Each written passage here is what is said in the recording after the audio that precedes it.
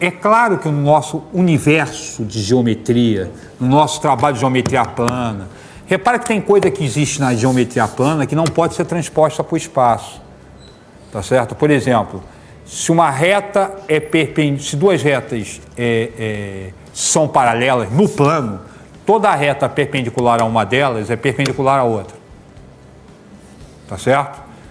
Se duas retas são paralelas no espaço, toda reta perpendicular a uma delas é perpendicular à outra? Não, porque pode simplesmente não encontrar. Você pode ter verdades, tem verdades que ocorrem no espaço de duas dimensões que não ocorrem no espaço de três dimensões.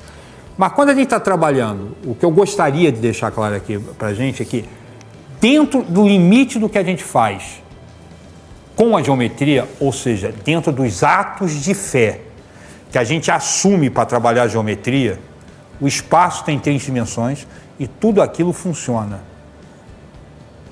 Saiu do espaço da geometria, aí a gente vai ter que verificar até onde as coisas funcionam. Não é que não funciona, porque nem que vai criar uma coisa que não tem aplicação, não serve para nada. Não sou favorável à matemática aplicada o tempo todo, não. Tem a matemática pura, não estou defendendo isso. Mas mesmo a matemática pura, ela tem que ter um viés de trabalho. Não é criar que não leva a lugar nenhum. Tem um viés, você escolhe, você faz o seu trabalho. Tá? E uma comunidade define o que vale a pena ser estudado, o que não vale. Você tem, de repente, alguma ideia que a comunidade de início não concorda. Então, o primeiro trabalho vai ser convencer os outros que isso que você quer estudar vale a pena. Para conseguir bolsa, para conseguir estudo, para conseguir quem te banque, e para conseguir publicar, e para fazer isso, passar a fazer parte do trabalho. Vocês já ouviram falar, por exemplo, no geometria do fractal, que utiliza dimensões que seriam fracionárias, um monte de brincadeira desse tipo. Possivelmente, não sei história, eu estou chutando, mas possivelmente as primeiras pessoas que esbarraram com isso tiveram alguma dor de cabeça para mostrar, olha, isso aqui tem sentido e vamos estudar. E hoje é estudada direto, tá certo?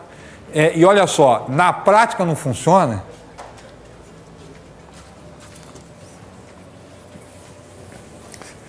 Tem 5 minutinhos, deixa eu falar essa brincadeira aqui.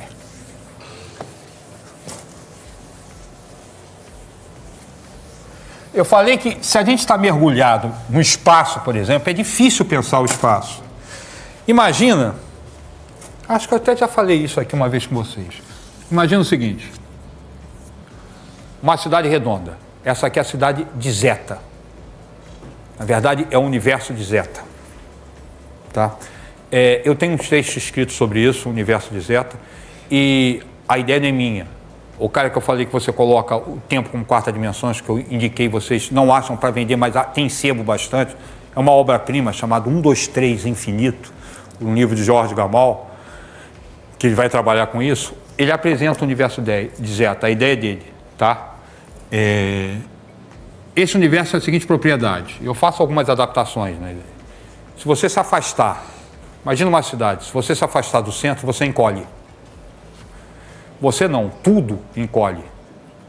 De forma que, se você andar até a metade da cidade, você tem metade do teu tamanho e tudo tem metade do teu tamanho, Falou? Tá legal?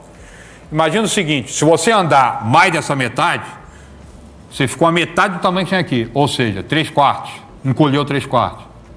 Me conta uma coisa, se você está aqui no centro, e de acordo com o tamanho que você está aqui no centro, alguém olhando lá de fora, identifica que você teria que dar 1000 passos para sair da cidade, se você andar até a metade, quantos passos você vai ter que dar para sair dessa cidade? 1000. Por quê? Porque tua perna ficou da metade do tamanho que tinha aqui. Você vai ter que dar 1000 passos para sair dela. Aí você anda até aqui. Agora, quantos passos você vai ter que dar para sair dessa cidade? 1000. Ou seja, essa cidade é infinita. Ela é limitada, mas ela é infinita. Você não sai dela. Se for morar dessa cidade, você não sai dela. E outra, se tudo encolhe, possivelmente você não percebe que isso acontece. Você vai comparar com o quê? Você não percebe que as coisas encolhem nessa cidade. Tá? Agora, tem uma possibilidade de você perceber que algo estranho acontece nessa cidade. Imagina que você queira sair daqui até aqui, caminhando a menor distância possível, ou seja, dando a menor quantidade de passos possíveis. A menor distância entre dois pontos é um segmento de reta. Está aqui o segmento de reta nessa cidade.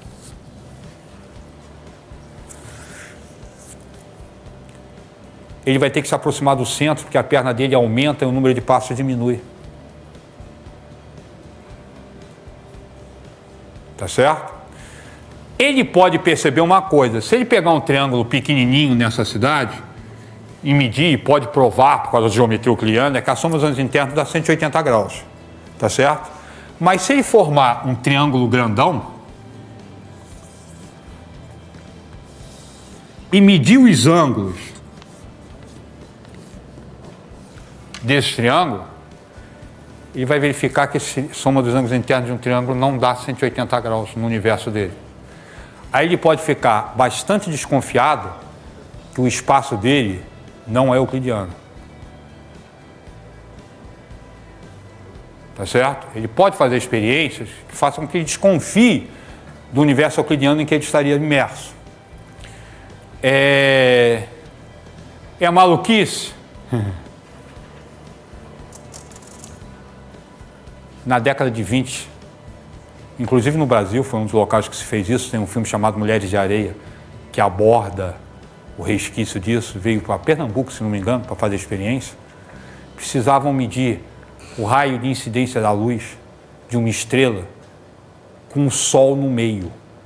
Acontece que a gente não vê, o Sol está aqui, a estrela está aqui, bem atrás do Sol, você não tem como ver essa estrela. Mas tem um momento em que você consegue ver a estrela, o momento do eclipse. Então você precisava de um eclipse para testar a teoria de Einstein.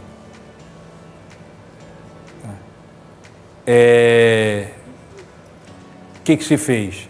Mediu um triângulo no espaço, fez alguma coisa bastante semelhante, para verificar se a presença do Sol, com a incidência menor distância do raio de luz que viria em linha reta, sofreria,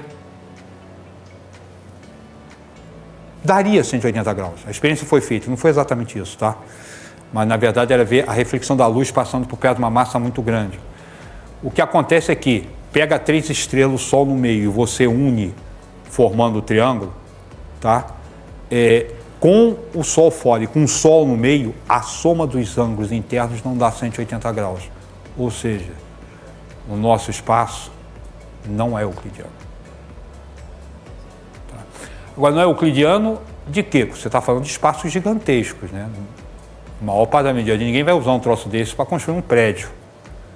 Tá certo? É que nem a física relativística. Tá? Você não vai usar a física relativística para calcular o tempo que você vai demorar para sair daqui e chegar a São Paulo de carro. Tá? A física relativística funciona em altas velocidades. Quando se fala em alta velocidade, velocidades compatíveis com a velocidade da luz. Tá certo? Que no tempo que você pisca o olho, ela dá a volta no planeta. É uma velocidade estupenda.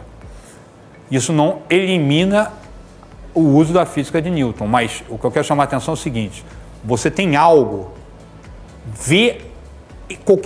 qualquer verdade. Falei isso há pouco tempo com vocês. Eu não acredito que ciência construa verdade. Eu acredito que ciência construa conhecimentos. Você tem um conhecimento na mão, você verifica até onde e sobre que condições esse conhecimento pode ser aplicado. Vai ter lugar que ele não funciona. Esse conhecimento não precisa e não tem motivo para que isso ocorra. Ele não precisa ser exatamente o que acontece. E você não vai ter nunca ideia se o que você construiu como modelo é exatamente o que acontece. O que você constrói com modelos, você tem que verificar se pode ser utilizado em determinadas condições. Mas sempre tem essas determinadas condições. Tá? Eu afirmo uma coisa, que essa é uma máxima que eu uso muito forte, é que eu só acredito que exista uma única verdade absoluta. Não há verdade absoluta nenhuma. Eu tenho que fazer a restrição, porque se eu declaro simplesmente que não há verdade absoluta nenhuma, isso seria uma verdade absoluta, né? A única restrição seria essa. Gente, foi um prazer estar com vocês aqui mais uma vez. E até a próxima. Então, pessoal, eu trouxe esse probleminha da cidade infinita porque é um problema bem legal, né? É uma ideia bem interessante. E no comecinho que o Ledor fala, né, sobre a matemática, a parte mais teórica, é extremamente importante, né, você ter a parte teórica, porque as maiores descobertas são feitas assim, né? Primeiro com a teoria e tudo mais, tipo o próprio buraco negro, que é o exemplo mais simples que tem disso, que realmente ele existiu e o Einstein achou que não existia, ele achou que era impossível existir e existia.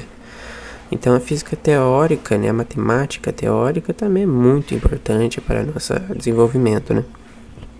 Até o próprio buraco de minhoca, porque ele não pode existir provavelmente sim, se na conta der certo tem uma grande chance de existir de fato, né? Mas é claro, com algum embasamento, né? Muito bacana isso daí. E mais lógico, né? Perdão aí pelo barulheiro que tá absurda, né? E o problema da cidade eu achei também bem legal, que é um problema que te leva pra pensar sobre, né? Porque é um problema tão absurdo. Não chega nem a ser um problema, né? Chega mais a ser uma ideia, né? Uma cidade infinita, enquanto você anda, você diminui, a cidade diminui, então é infinito. É meio antilógico, né? De você pensar em algo infinito dessa forma. E é muito interessante também, né? Porque você pensa no infinito de uma forma muito diferente. E pra você chegar no outro lado da cidade, você andar pro centro dela é melhor do que você ir em linha reta, né?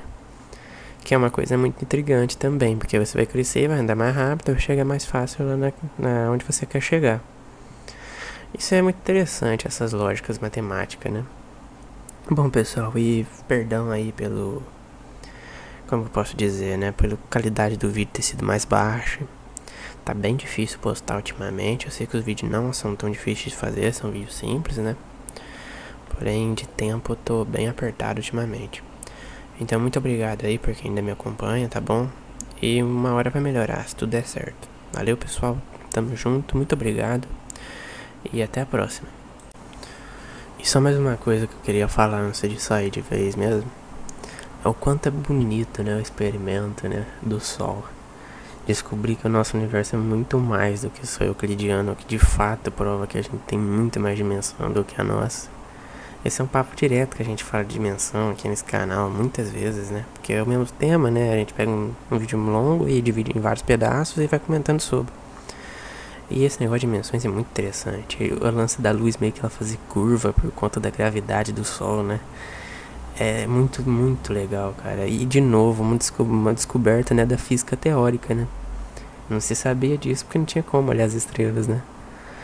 E isso é realmente muito lindo, é muito bonito essa parte da matemática, essa parte da ciência, da astronomia, disso tudo, né? É algo que realmente deixa a gente apaixonado aí. Bom, de novo, obrigado e até a próxima.